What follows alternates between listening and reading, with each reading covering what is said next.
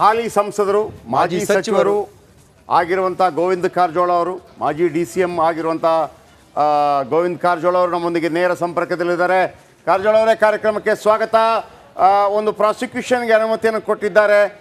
ನೀವಿದ್ದಾಗ ಯಡಿಯೂರಪ್ಪನವರ ವಿರುದ್ಧ ಕೂಡ ಇಂಥದ್ದೊಂದು ಪ್ರಕರಣ ಬಂದಿತ್ತು, ರಾಜೀನಾಮೆ ಕೊಡಬೇಕಾಗಿ ಬಂತು, ಪದತ್ಯಾಗ ಮಾಡಬೇಕಾಗಿ ಬಂತು.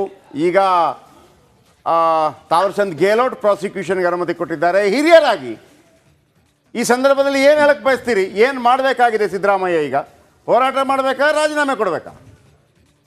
ಸಿದ್ದರಾಮಯ್ಯನವರು ಯಡಿಯೂರಪ್ಪನವ್ರ ಮೇಲೆ ಆಪಾದನೆ ಬಂದಾಗ ಏನ್ ಹೇಳಿದ್ರು ಅನ್ನೋದು ವಿಡಿಯೋ ಇರ್ಬೇಕಲ್ಲ ನಿಮ್ಮ ಹತ್ರ? ಖಂಡಿತ ಇದೆ. ಅದನ್ನ ಸ್ವಲ್ಪ ಹಾಕಿ ಸಿದ್ದರಾಮಯ್ಯನವ್ರಿಗೆ ತೋರಿಸ್ಬಿಡಿ. ಖಂಡಿತ ಸಿದ್ದರಾಮಯ್ಯನವ್ರಿಗೆ ತೋರಿಸಿ. ಸಿದ್ದರಾಮಯ್ಯನವರು 2013ರಿಂದ 2018ರವರೆಗೂ ರಾಜ್ಯದ ಮುಖ್ಯಮಂತ್ರಿಗಳಾಗಿದ್ರು. ಆ ಸಂದರ್ಭದಲ್ಲಿ ಲೋಕಾಯುಕ್ತ ಅಧಿಕಾರವನ್ನ ಕಿತ್ಕೊಂಡು ನಿಷ್ಕ್ರಿಯಗೊಳಿಸಿ ACB ಅಂತಕ್ಕಂತ ಒಂದು ಸಂಸ್ಥೆಯನ್ನ ಹುಟ್ಟಾಕಿ ತಮ್ಮ ನೇರ ಆಡಳಿತಕ್ಕೆ ಇಟ್ಕೊಂಡು ಅವ್ರ ಮೇಲೆ ಬಂದಿರ್ತಕ್ಕಂತ ಎಲ್ಲಾ ಆಪಾದನೆಗಳನ್ನ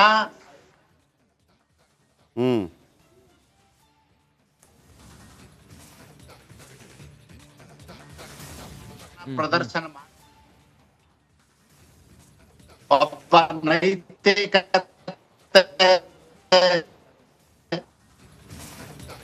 ಓಕೆ, ಎಸ್ ಮಾತಾಡ್ತಾ ಇದ್ದಾರೆ. ಅವ್ರು ಹೇಳ್ತಾ ಇರೋದು ಯಡಿಯೂರಪ್ಪನವರ ಮೇಲೆ ಆರೋಪ ಬಂದಾಗ ಯಾವ ರೀತಿ ಹೋರಾಟಗಳನ್ನ ಮಾಡಿದ್ರು, ಅದರ ವಿಡಿಯೋ ಕ್ಲಿಪ್ಗಳಿದೆ, ಖಂಡಿತ ಆಗಿದೆ. ಅದನ್ನು ಕೂಡ ನಾವು ತೋರಿಸುವಂಥ ಪ್ರಯತ್ನಗಳನ್ನು ಮಾಡ್ತೀವಿ. ಸ್ವಲ್ಪ ಇಶ್ಯೂಸ್ ಬರ್ತಾ ಇದೆ ವಾಯ್ಸಲ್ಲಿ. ಸೊ ಹಾಗಾಗಿ ನಾನು ಅವ್ರನ್ನ ಮತ್ತೆ ಸಂಪರ್ಕಿಸುವಂಥ ಪ್ರಯತ್ನ ಮಾಡ್ತೀನಿ. ಮತ್ತೆ ಸಂಪರ್ಕ ಎಸ್ ಮುಂದುವರಿಸಿ ಸರ್. ಹೇಳಿ ಸರ್.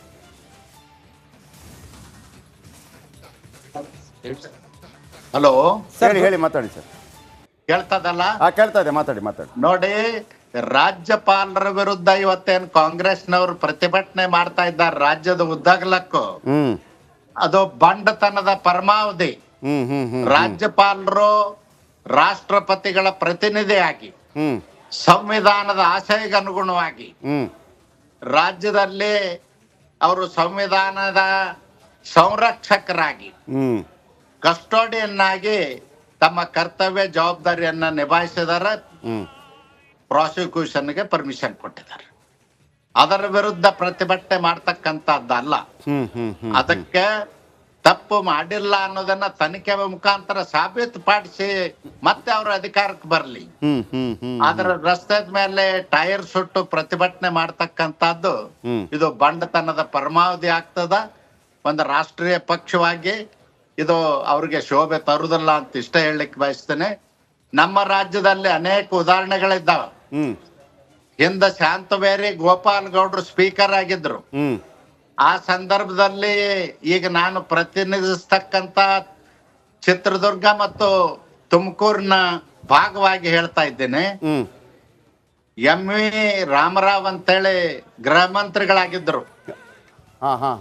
ರೈತರ ಮೇಲೆ ಪ್ರತಿಭಟನೆ ಆಗಿ ಲಾಠಿ ಚಾರ್ಜ್ ಆಗಿತ್ತು, ಗೋಳಿಬಾರ್ ಆಗಿತ್ತು. ಆ ಸಂದರ್ಭದಲ್ಲಿ ವಿಧಾನಸಭೆ ಒಳಗೆ ಚರ್ಚೆಗೆ ಬಂದಾಗ ಶಾಂತವೇರಿ ಗೋಪಾಲ್ ಗೌಡ್ರು MV ರಾಮರಾವ್ ಅವ್ರಿಗೆ ಕೇಳ್ತಾರ, ರಾಮರಾವ್ ಅವ್ರೆ, ನಿಮ್ಮ ಮಗನ ಮೇಲೆ ಅಥವಾ ನಿಮ್ಮ ಕುಟುಂಬದ ಸದಸ್ಯರ ಮೇಲೆ ಲಾಠಿ ಚಾರ್ಜ್ ಆಗಿ ಗೋಳಿಬಾರ್ ಮಾಡಿದ್ರೆ ಏನ್ ಮಾಡ್ತಿದ್ರಿ ಅಂತೇಳಿ. ಅವಾಗ ಅವರು ನೈತಿಕ ಹೊಣೆ ಹೊತ್ತು ರಾಜೀನಾಮೆ ಕೊಡ್ತೇನಂತ ರಾಜೀನಾಮೆ ಕೊಟ್ಟು ಮನೆಗೆ ಬಂದಿದ್ರು.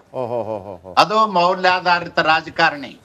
ಅದೇ ರೀತಿ ರಾಮಕೃಷ್ಣ ಹೆಗಡೆ ಅವ್ರ ಮೇಲೆ ಟೆಲಿಫೋನ್ ಕದ್ದಾಲಿಕೆ ಅಂತ ಒಂದು ಸಣ್ಣ ಆಪಾದನೆ ಬಂದಾಗ ಶ್ರೀ ರಾಮಕೃಷ್ಣ ಹೆಗಡೆ ಅವರು ಮುಖ್ಯಮಂತ್ರಿ ಸ್ಥಾನಕ್ಕೆ ರಾಜೀನಾಮೆ ಕೊಟ್ಟು ನಿಷ್ಪಕ್ಷಪಾತವಾದಂತ ತನಿಖೆಗೆ ಅವಕಾಶ ಮಾಡಿಕೊಟ್ಟಿದ್ರು. 6 ಕೋಟಿ ಜನ ಇವತ್ತೇನ್ ನಿರೀಕ್ಷೆ ಮಾಡ್ತಾ ಇದ್ದಾರೆ ಸಿದ್ದರಾಮಣ್ಣವರಿಂದ, ಅದನ್ನೇ ನಿರೀಕ್ಷೆ ಮಾಡ್ತಾ ಇದ್ದಾರೆ.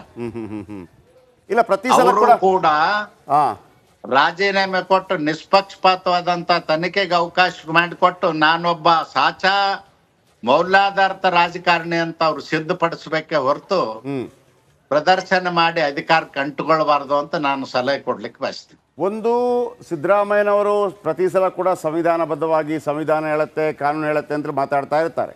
ಈಗ ಅವರ ಸರದಿ ಬಂದಾಗ ಅವರು ಹೇಳ್ತಾ ಇರುವಂಥದ್ದು, ಇಲ್ಲ ಇದನ್ನ ನನ್ನ ವಿರುದ್ಧ ಷಡ್ಯಂತ್ರವಾಗಿ ಬಳಸ್ಕೊಳ್ತಾ ಇದ್ದಾರೆ. ಇದು ನೋಡಿ, ಷಡ್ಯಂತ್ರ.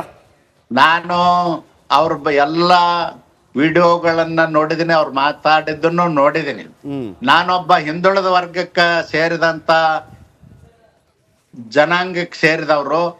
ನಾನು ಇಷ್ಟು ರಾಜಕೀಯವಾಗಿ ಬೆಳೆದು ಬಂದಿದ್ದೀನಿ. ನನ್ನ ವ್ಯಕ್ತಿತ್ವಕ್ಕೆ ಮಸಿ ಬಳಿಲಿಕ್ಕೆ JDS ಮತ್ತು BJP ಅವರು ಷಡ್ಯಂತ್ರ ಮಾಡ್ತಾ ಇದ್ದಾರೆ ಅಂತ ಆಪಾದನೆ ಮಾಡಿದ್ದಾರೆ. ಹೌದು. ನಾನ್ ಕೇಳ್ತೇನೆ ಸಿದ್ದರಾಮಯ್ಯನವ್ರಿಗೆ, ಈ ದೇಶದ ಪ್ರಧಾನ ಮಂತ್ರಿ ಶ್ರೀ ನರೇಂದ್ರ ಮೋದಿ ಅವ್ರಕ್ಕಿಂತಲೂ ಹಿಂದುಳಿದ ವರ್ಗದ ನಾಯಕ ಮತ್ತೊಬ್ಬರಿಲ್ಲ. ಓಕೆ. ಅವರೇ ಶ್ರೇಷ್ಠ ಹಿಂದುಳಿದ ವರ್ಗದ ನಾಯಕ ಈ ದೇಶದಲ್ಲಿ. ಅಷ್ಟೇ ಅಲ್ಲ, ಅವ್ರು ಯಾವತ್ತೂ ಕೂಡ ಜಾತಿ ಧರ್ಮದ ಹೆಸರು ಹೇಳ್ಕೊಂಡು ರಾಜಕೀಯದಲ್ಲಿ ಪ್ರಧಾನ ಮಂತ್ರಿ ಎತ್ತರಕ್ಕೆ ಬೆಳಿಲಿಲ್ಲ. ಅವ್ರು ತಮ್ಮ ಕರ್ತೃತ್ವದ ಶಕ್ತಿ, ಪ್ರಾಮಾಣಿಕತೆ, ದಕ್ಷತೆ ಮತ್ತು ರಾಷ್ಟ್ರ ಪ್ರೇಮದಿಂದ ಇವತ್ತು ಕಳೆದ 24 ವರ್ಷಗಳಿಂದ ಸಂವಿಧಾನಿಕ ಹುದ್ದೆಯಲ್ಲಿದ್ದಾರೆ.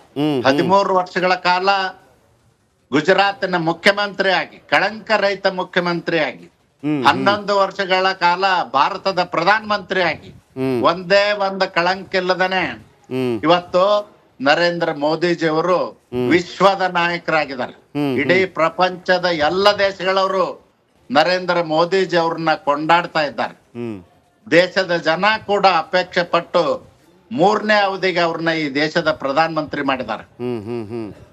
ಅದಕ್ಕೆ ನಾನು ಸಿದ್ದರಾಮಣ್ಣನ್ಗೆ ಹೇಳಲಿಕ್ಕೆ ಬಯಸ್ತೇನೆ, ನಾನೊಬ್ಬ ಹಿಂದುಳಿದ ನಾಯಕತ್ತ ಹೇಳ್ಬೇಡ, ನಿನ್ನ ದಕ್ಷತೆ, ಪ್ರಾಮಾಣಿಕತೆ, ನಿನ್ನ ಕರ್ತೃತ್ವದ ಶಕ್ತಿಯಿಂದ ಮುಂದೆ ಹೋಗುವಂತ ಪ್ರಯತ್ನ ಮಾಡಿ ಅಂತ ಹೇಳಲಿಕ್ಕೆ ಬಯಸ್ತೇನೆ. ಓಕೆ. ಈಗ ಒಂದು ವೇಳೆ ಮೊಂಡುತನ ಪ್ರದರ್ಶನ ಮಾಡಿದರೆ ರಾಜೀನಾಮೆ ಕೊಡಲ್ಲಪ್ಪ, ರಾಜೀನಾಮೆ ಕೊಡಲ್ಲ, ಎದುರಿಸ್ತೀನಿ, ಕೋರ್ಟ್ಗೆ ಹೋಗ್ತೀನಿ, ಹೈಕೋರ್ಟ್ಗೆ ಹೋಗ್ತೀನಿ, ಸುಪ್ರೀಂ ಕೋರ್ಟ್ಗೆ ಹೋಗ್ತೀನಿ, ಅಲ್ಲಿ ದೆಹಲಿಯಲ್ಲೂ ಕೂಡ ಅರವಿಂದ್ ಕೇಜ್ರಿವಾಲ್ ಜೈಲಲ್ಲಿ ಇದ್ದುಕೊಂಡೇ ಆಡಳಿತ ಮಾಡ್ತಾ ಇದ್ದಾರೆ. ಒಂದು ನಂಬರ್ 1 ಈ ಥರ ಮಂಡಾಟ ಹಿಡಿದ್ರೆ ನಂಬರ್ 1. ಎರಡನೇದು, ಎಲ್ಲರಿಗೂ ಕೂಡ ಮುಖ್ಯಮಂತ್ರಿ ಆಗಬೇಕು ಅಂತ ಆಸೆ ಇರುತ್ತೆ.